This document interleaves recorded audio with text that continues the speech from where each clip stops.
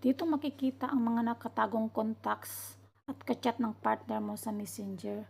Kaya kung gusto nyo pong malaman, panoorin nyo po ang video hanggang dulo. Tara!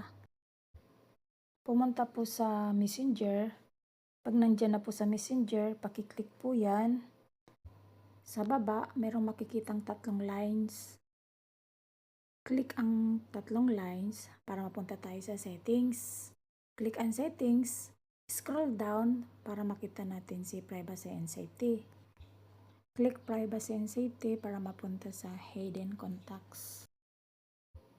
Click natin ang hidden contacts.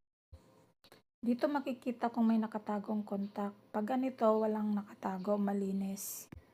Balik ulit tayo sa settings. Pindutin ang settings sa taas. Tapos, pindutin din si archive.